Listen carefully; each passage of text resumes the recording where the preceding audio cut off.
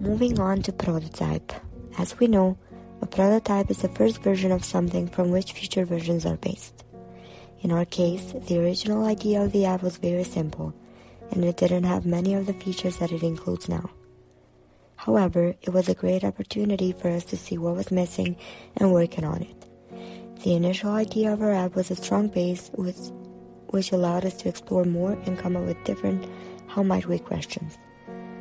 While working on developing our app further, we had the chance to better understand the outcome, expectations for us as developers, but as well as customers.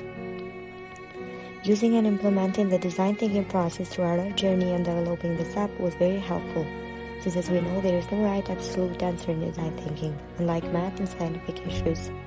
There are various answers, some of which might be more optimum than others.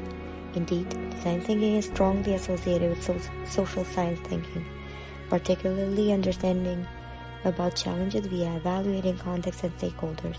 In other words, the design thinking process gave us time and space to improve and come up with better solutions.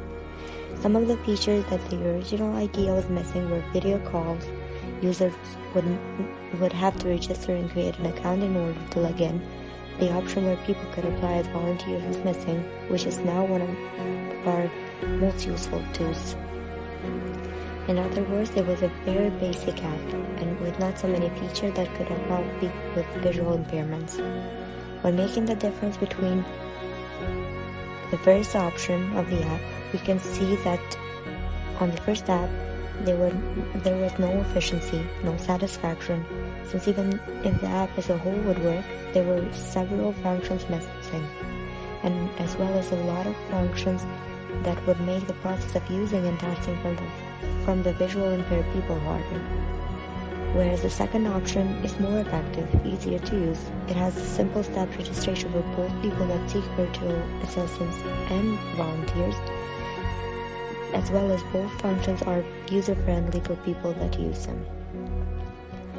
When evaluating option A and option B of the apps, we can clearly see that option A had no efficiency, it costed less, but on the other hand, there was no satisfaction from people that tested it.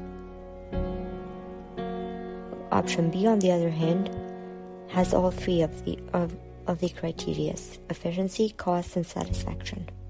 We named the app Beyond Sight as a reminder that everything human goes above and beyond.